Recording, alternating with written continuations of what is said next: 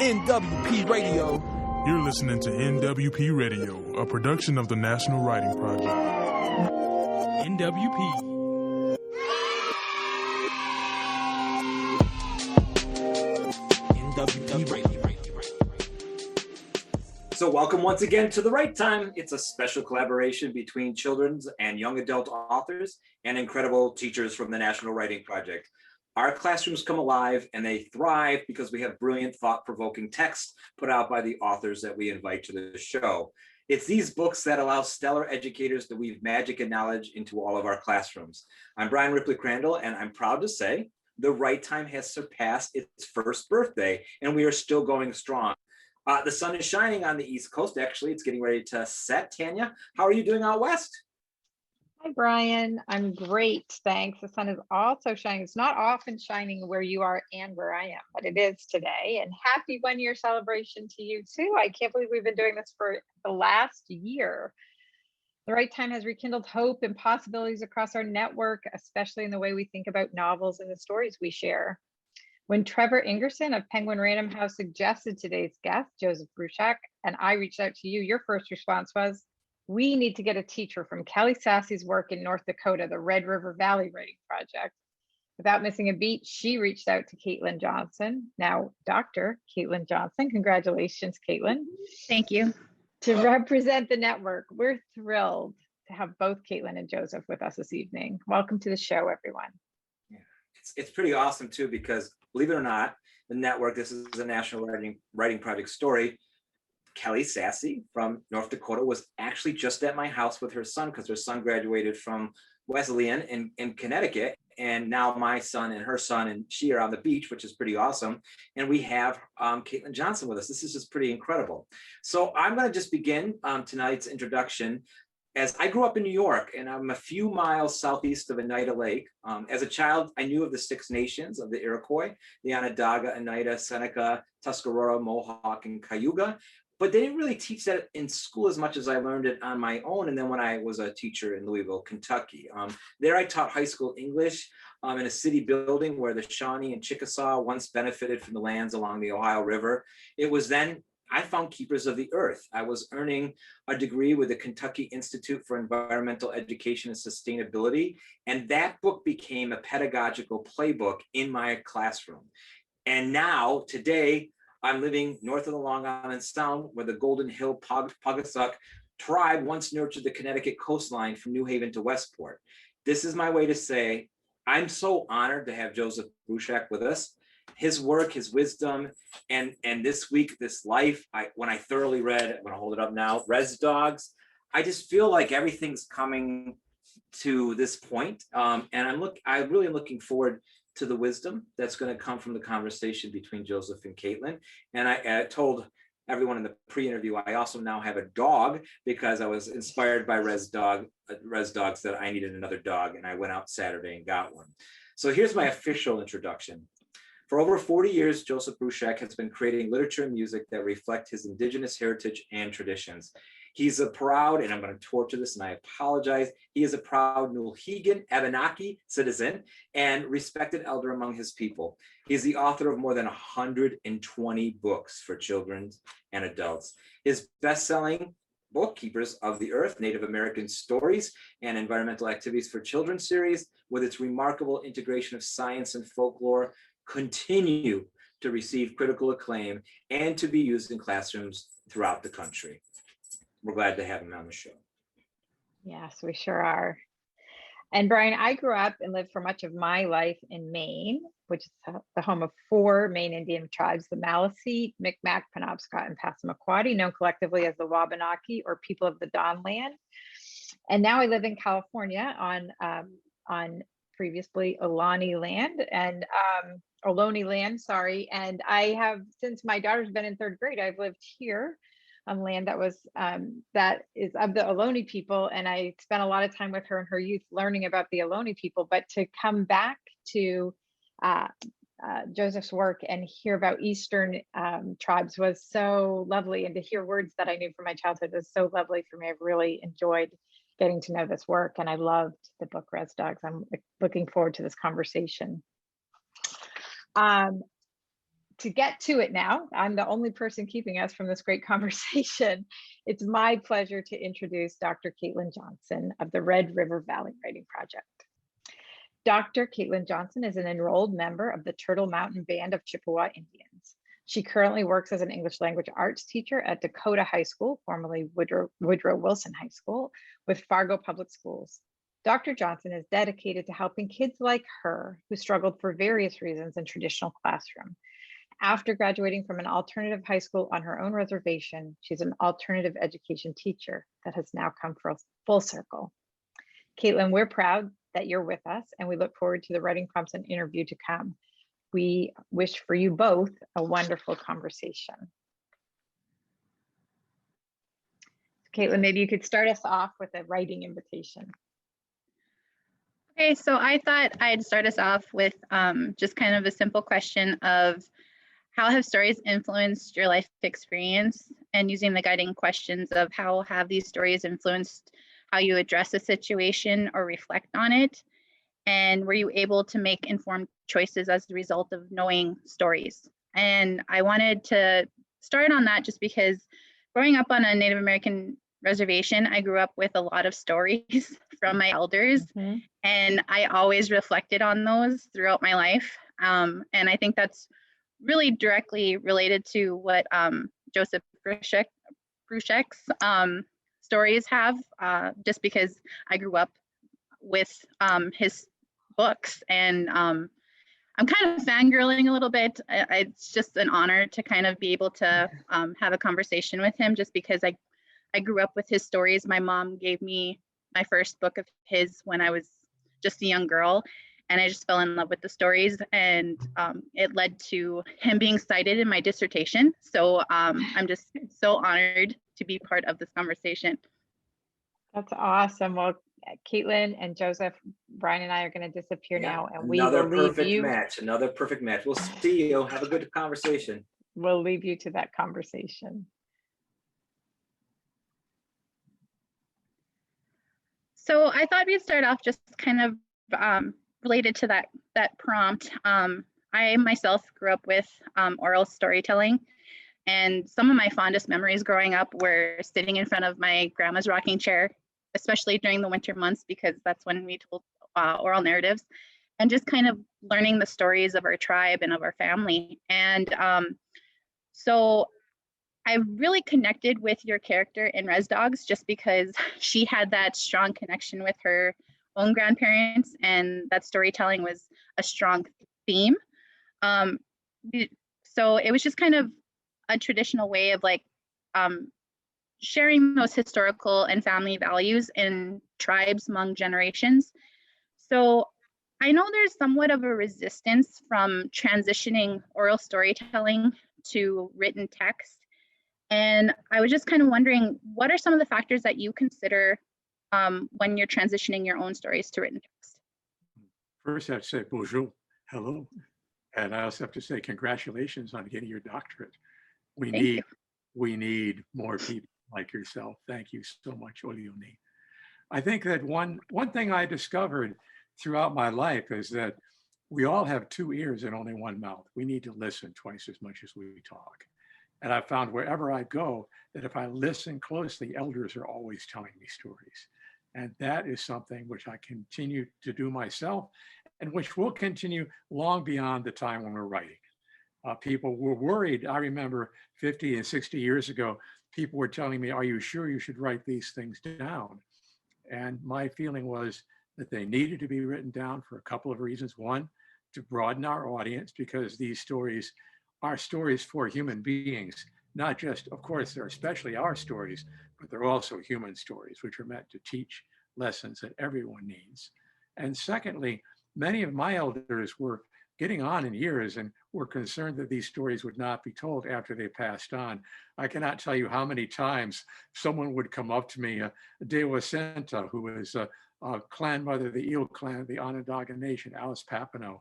She said, Joseph, I'm going to tell you this story, and I want you to remember it, because my children are not listening to it. And after I've gone, I want you to tell it back to them.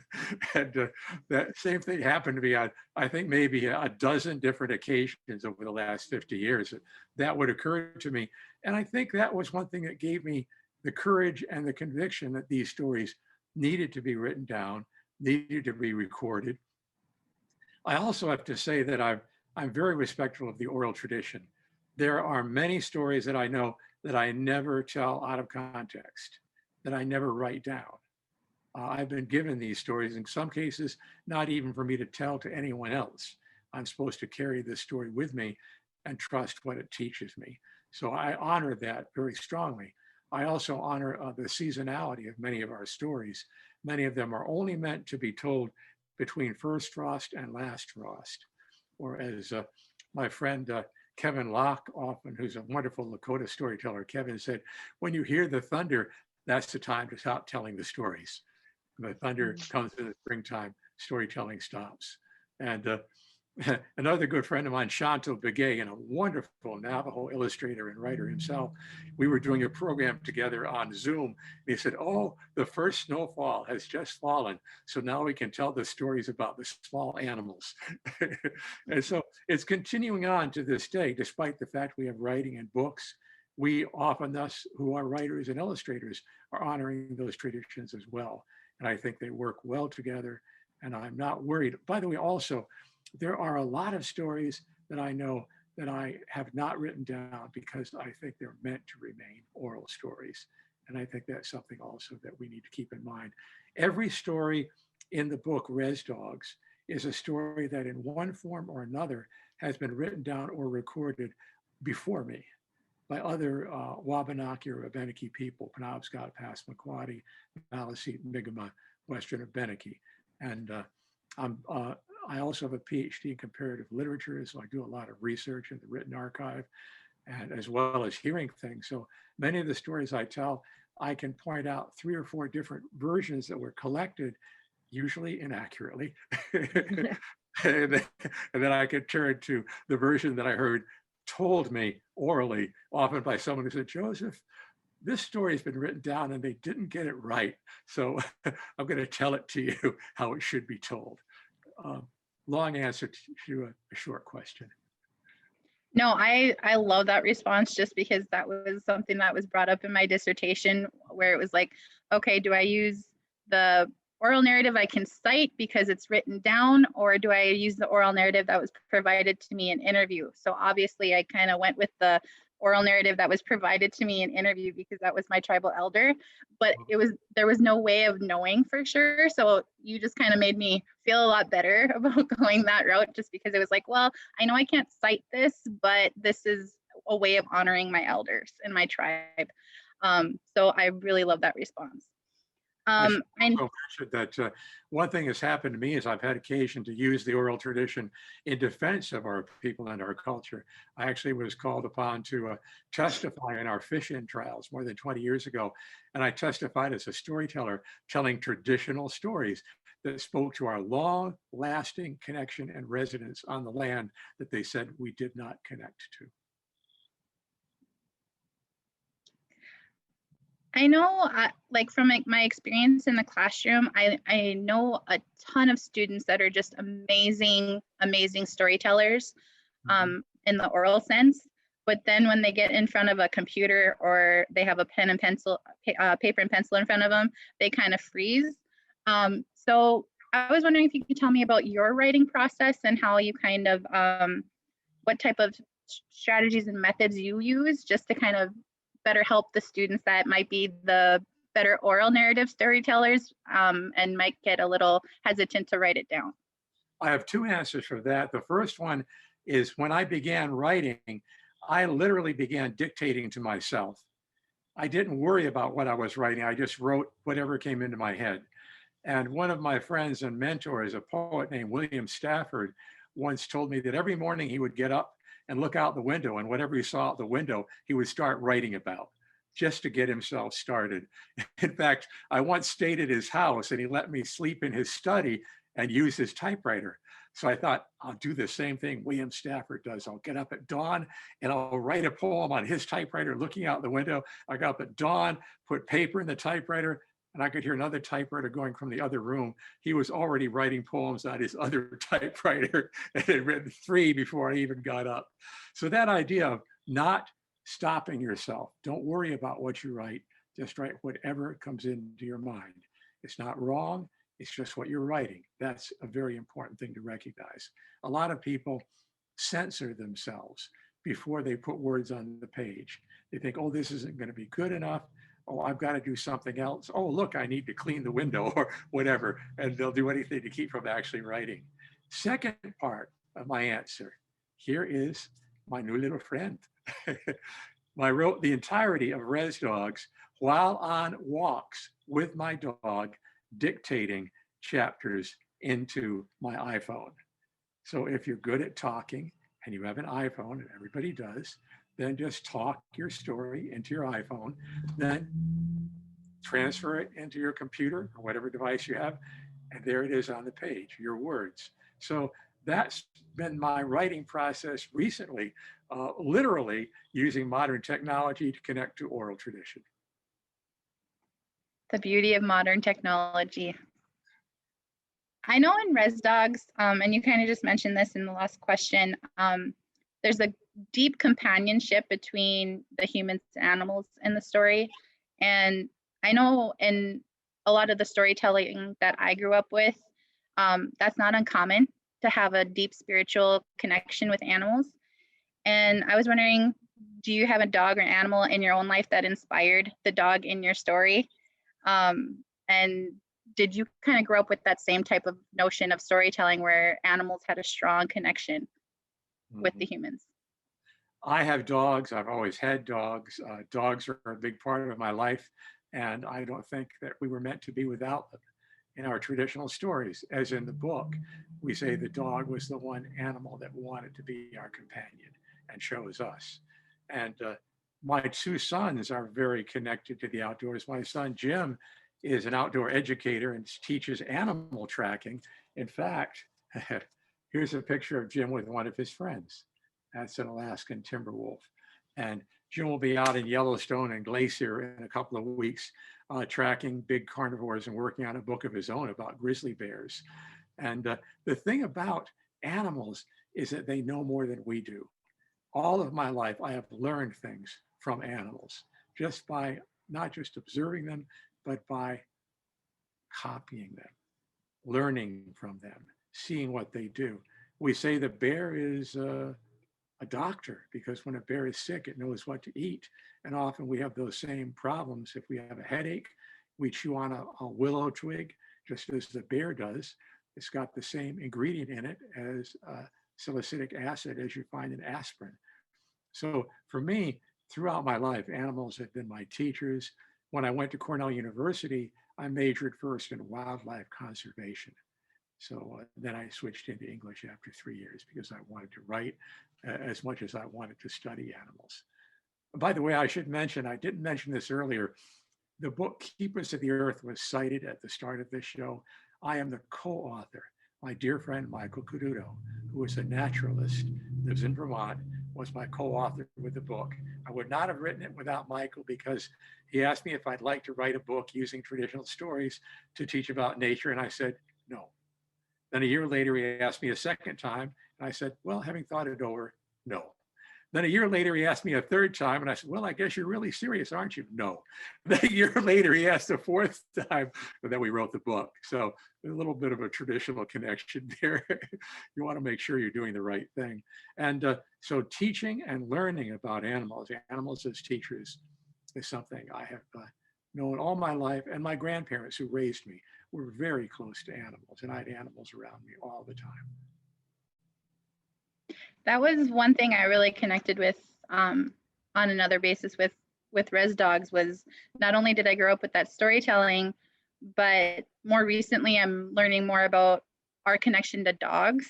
In the last year, I got a puppy last year at the start of the pandemic for my dog or for my son.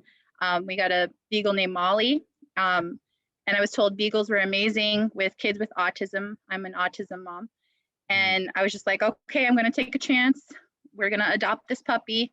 And the fact that she had no formal training whatsoever to calm a child that's starting to have a meltdown, and she naturally does it, was just amazing to me. I was just like, wow, I never knew an animal could just naturally do that. And then I remember talking to a tribal elder, and then that's when I had heard that, like, the dog chooses you. It's not the other way around. The dog is obviously a good fit for your family because she chose your family.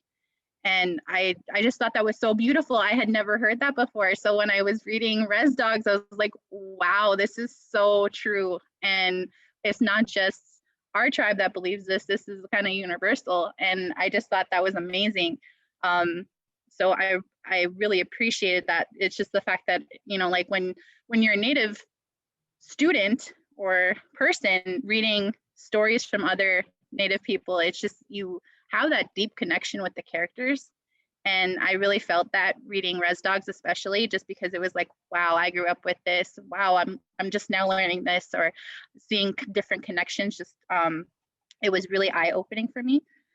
And I also know that, like, especially in the book that I cited in my dissertation, Our Stories Remember. I absolutely love that book, by the way. I think it's very, very articulate. You expressed that there was always a close relationship between tribal elders and our youth, and you demonstrate that through the cycle of life. And I was wondering, what strategies do you think we could use to teach our youth to be the next generation of storytellers? Because as you say, new storytellers are born every single day. And how can we protect our stories for future generations? Well, one thing I always do is I turn to, visual aids. Here's one of my drums. And I talk about, by using this drum, a teaching given me by Harold Tantaquidgeon, who was a Mohegan elder and the founder with his sister Gladys of the Mohegan Indian Museum in Uncasville, Connecticut. And Howard had on the wall of his museum a cross with 4 quadrants. And those 4 quadrants stood for the path that we need to take as learners and as livers, and as human beings and as storytellers and writers. The first, we have to listen. Open your ears and listen. 2 ears, 1 mouth. Listen twice as much as you talk. Listening. Second, observe using your 2 eyes. Those 2 eyes that can see things in depth, but also that can look within, into the eye of the heart, as my Lakota friends put it. Then the third thing is to remember, because when you remember what you've seen and heard, it becomes part of you and is useful for you and others. Then the fourth step, which is where the elders are, is to share, because when they share, that circle keeps going around. And I always tell young people, my son Jesse and I do workshops together. We just finished doing a 2-month-long residency at the Seneca Salamanca Indian schools in Western New York. And we talk about those 4 roots, those 4 things we all need to do: to listen, to observe, to remember, and to share. Then we talked about 4 other roots, which are ancestry, which is very powerful. So many things we find there: songs, stories, history. Family. Our family has so many stories and so many things to teach us. The place we live. Every place is full of power. And fourth, our own personal experience on that journey. And I'll tell you, it's so easy to get kids inspired when you start talking in those terms. And for example, when I talk about place, I say, one thing that happens in places is ghost stories. And I tell them a ghost story. Do you know a reservation community where there's no ghost stories? I do not. And man, some of the stories these Seneca kids came up with over the last 2 months are just amazing. So to me, I think it's a question of just letting kids know they already have so much within them. They just have to be prepared to draw it out and to listen, to observe, to remember, and then they're the ones to share. I really like how you're saying just draw it out, because a lot of my students, they have the ability, but they just don't see it in themselves. And it's just kind of reminding them, you can do this. You just told me the story about what happened at home, or you told me what happened to you in this situation. And they often don't see that as storytelling. They're just like, well, I was just telling you about my day, or I was just telling you what happened. And they don't see that as a story. And it's like, yeah, that in itself is a story. And obviously it was important to you because you wouldn't have shared it otherwise. So I appreciate that response. And I know I myself, I grew up with a lot of stories about like stories that portrayed the good Indian, as it's called, in contemporary literature, that kind of like willingly, the people that were willingly colonized, like Pocahontas and Geronimo. And I know a lot of your books were inspired by Indigenous history, and you retold them through your own stories, such as Peacemaker, which is very inspired by the Iroquois Confederacy. Do you believe it's important for Indigenous authors to tell these stories? And do you think it as a means of truth-telling and decolonization? I'll give you a good example, I think, of that. There was a book written many years ago called Northwest Passage by a man named Kenneth Roberts. And in it, the Abenaki people of the village of Odanak are portrayed as the bloody St. Francis Indians, who are wiped out by Rogers' Green Berets. And a dear friend of mine, Atienne Lolo, Stephen Laurent, was an Abenaki elder. And Stephen is cited in the book as one of the sources of information. And Stephen said to me, "Oh, Joseph, I wish that he had listened to me more closely. He didn't hear what I said." So I decided that I was going to write about that same experience, that Rogers raid of 1759. And I wrote a book called The Winter People and told it from our point of view, using our oral traditions and our stories. And I think that it was much more accurate because I didn't just use our story. I also took a look at everything in history, tried to write a balanced story, but bring our perspective in as well. I think that's one thing that a Native writer can do. She can look at a story and she can see it from within. She can be like my friend Louise Erdrich, who looks at the story from within. I mean, her series of books for kids, Birch Bark House, are some of the great books, I think, now that are out there in literature in general. And that is a perspective of an event that everybody's seen, the coming of Europeans, the difficulty Native people have. And yet she shows Indigenous life and those changes through their perspective, through her individual and her tribal perspective. We can offer that. Plus, quite frankly, I have to say this, Native people know more about majority culture always than majority culture knows about Native people. We know who they are. We know what they do. We actually can write about them. And then when they try to write about us, they don't get it right. Invariably. It's crazy. I mean, all I do is just look, listen, what? But they still get it wrong again and again and again and again. I cannot tell you how many things I've read just this week, written by non-Native people that are on Native subjects that have glaring errors in them. You could drive a truck through sideways. And all they had to do was ask somebody. I mean, literally, all they had to do was ask someone. In my case, when I'm working on something that's not from my own tribal nation, I'm always referring to people who are tradition bearers, friends of mine in those nations. I'll call up a tribal nation headquarters and say, "Can I speak with your tribal historian? Who can you suggest to help me make sure I represent the language properly?" And it's so easy to do. But unfortunately, a lot of writers who are not Native haven't done that and still are not doing that. I actually do a program, a lecture called The Good, the Bad, and the Ugly, children's literature as portrayed by Native and non-Native writers. And oh my gosh, there is so much in the ugly department. And it just is so interesting that it is still like that to this day. And,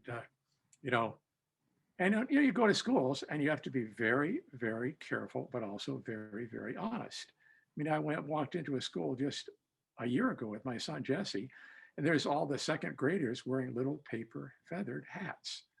And Jesse and I kind of looked at each other and said, I don't think anyone should wear anything on their heads right now. Let's just take those off and let's continue on with what we're going to do. But I was going, oh my gosh. it still is happening. So again, I think that we offer a unique perspective. And this is really important to say. There are so many good young Native authors out there right now who are just appearing, like my friend Tracy Sorrell, who's a Cherokee writer. And I could start naming names and go on for a long time, but I'll just leave it at the fact that keep looking, listen to people such as Debbie Reese, who does a great job of outlining and highlighting really wonderful work that's out there by this new generation of Native writers I'm a big fan of. Well, fun fact, Louise Erdrich is from my tribe, as you probably already know. But one thing I really appreciated about your retelling of historical figures was my son came home with a stack of books from the Indian education program at his school. And one of the books was Crazy Horse's Vision. And of course, he just gravitated towards that because of the pictures. The illustrations are absolutely beautiful in that picture book. And he's really a reluctant reader, and reading and writing is very hard for him. So for him to pick up a book at all is just amazing. And he had me read it to him, and then we read it together, and then he read it by himself. And I just thought that was absolutely amazing. And then after we were reading, he's like, this is a real person? And so then we did some digging, and I told him the different historical facts about Crazy Horse and that there was a monument in South Dakota being built, and he just thought that was absolutely amazing. Just because, like, oh, this is a person like me, and this is an actual person, and this is all the stuff he did. So thank you for that. It's amazing to hear these stories that you grew up with, and they're told by a Native American voice, because it really does show. By the way, forget the illustrations. Steve Nelson, S.D. Nelson, who is Lakota himself. And when we did that book, I gave him the text, and then we worked together, and he made some really great suggestions that I followed. So our book, not my book, Crazy Horse's Vision, reflects that good illustration and input from S.D. Nelson, who himself is a great writer. And he actually has a new book coming out about Crazy Horse and Custer. It's called Crazy Horse and Custer, Born Enemies. And it is an awesome book. I just wrote a blurb for it. I'm gonna have to get that book, because I know we have a historical society here, and they had a Custer reenactment once, like last year, pre-pandemic. And my son was like, who is that? And why is he saying all those terrible things about Indians? And I'm like, that's Custer. We don't like him. And I just like walked right past. I was just like, I don't want to hear this. So it was just kind of funny. And my son was just like, who is this person? And I had to tell him, was like, he's acting, like it's in a reenactment. And this is a person that actually really didn't think much of Native American people. And so it was just it was a weird conversation to have with my son, who was 8 at the time. So I think I'll have to probably invest in that book and read that to him. I know Thomas King said one of the dangers of Indigenous storytelling was that once a story was sent out into the world, it couldn't be called back, and because you can't control how people react to it or interpret it. Can you think of a time when you shared a story that might have been interpreted differently than what you intended? And if so, did you wish for that story to be called back? Well, I think it's some stories we have to be very careful with, because if you tell, say, a coyote story, some of the stuff that Coyote or the Trickster does is really highly inappropriate. And you could really offend people with some of the stuff that has been done traditionally in our Trickster stories. In fact, sexual taboos in Western culture are very different than in our Native cultures. We look at it differently. We can joke about it more freely, and we don't mind talking about things. So I haven't had occasion where I've almost told one of those stories and looked out at the audience and thought, I don't think so. And I said, let me tell you a raccoon story. So I've tried not to censor myself, but to be aware of the way the story will be taken. So from the very start, I've tried to do this very carefully, because I have that awareness that stories can be either misinterpreted, taken the wrong way, or not the right story for that audience. But I will say this, I have learned over my life to trust the stories. The stories come to me and tell me they're ready to be told. I am just a vehicle. I don't own the story. I am just carrying the story. And my two sons are the same way. When we do storytelling programs together, we don't do a script ahead of time or work on things or practice in front of a mirror. We just trust the stories to know us so that we will know them.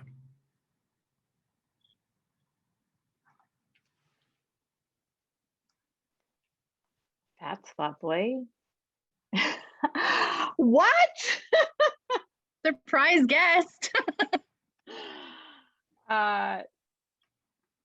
It's been such a pleasure to see you two together and hear just this last bit. Brian, let me pop in for a moment to express my gratitude that you two could have this conversation tonight. Thank you. Thanks Kelly for and setting Joseph, this up, do you Kelly. know each other? Now we do. Well, I'm glad that you have had this opportunity to meet. You're both lovely and you should know each other. So Kelly, Joseph, Kelly. Nice. Caitlin, I popped in because I believed from having talked to you that that would be your last question, but I want to give you a moment in case you have anything else you'd like to ask Joseph. That was my last question. Again, I feel so honored to be part of this and to be able to kind of pick your brain about writing.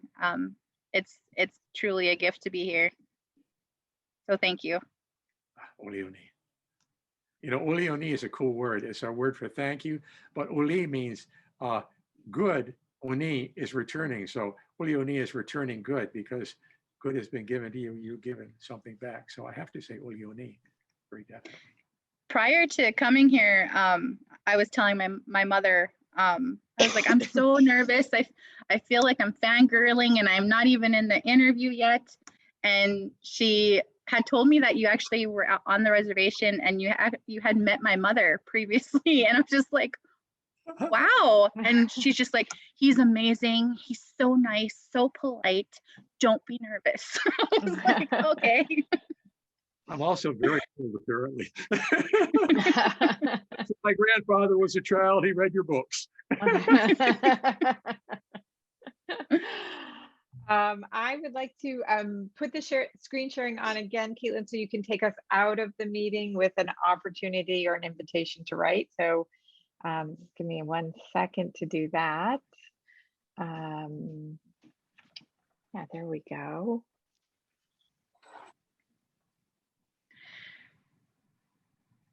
I think this is what we went into the interview asking. Oh no, sorry, you're right, it is. Here we'll do a quick flip through some slides. Here we go. Sorry about that. That's fine. So considering the past, present, and future, what story would you share with younger generations to help influence them in the future? And what stories would you share with the younger people in your life that you think might help them? I often tell personal stories of how something has happened to me. In fact, when people have told me I was not the right person to do something or I could not do it, and how in spite of that, I did it. For example, at Cornell University, when I first took a creative writing class, I was also the varsity heavyweight wrestler. I walked into the classroom and the teacher saw me and said, "You're in the wrong place. This is a creative writing class." And he kept trying to get me to quit the class, and I refused to quit. And I kept writing, and eventually he said, "You know, you really are a good writer." But if I had listened to him telling me, "You are not the right person to do this, you cannot do this," I would not have done it. So no matter what it is, if you believe in something, you want to do something, don't let someone else tell you you can't do it. Try, because the worst thing that can happen is that you will not succeed. But more often than not, when you try, you will find success. That's lovely, Joseph. I am so honored to have been able to listen to you and Caitlin have this conversation today. I'm really thankful for you to be here. And I want to say finally that Res Dogs is on its way to shelves if it's not there yet. And that we didn't even talk about the fact that the book deals with the pandemic and as on a reservation, and people will find it timely and like deeply comforting, I think, and also enjoyable. So we would want everybody to get it.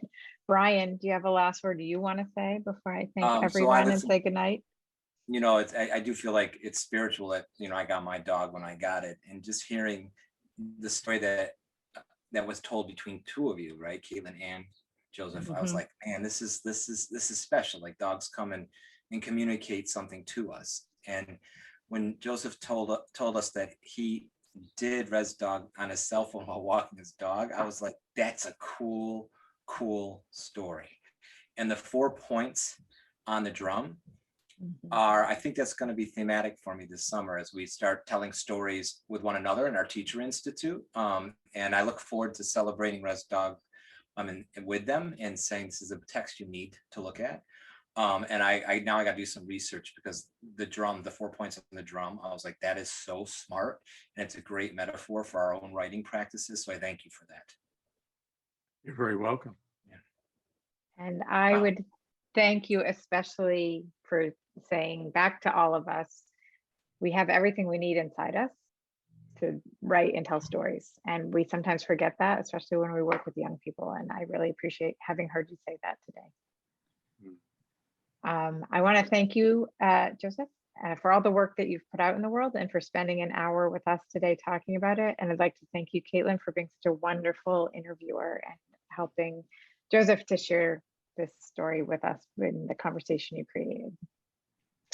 I'd like to thank listeners who were able to join us today and remind you that this is a show of the National Writing Project. You can follow us on Twitter or Instagram.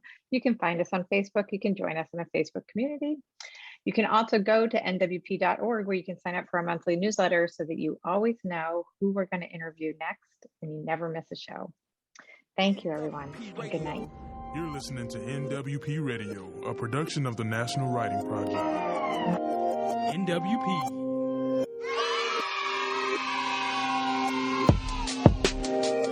NWP Radio.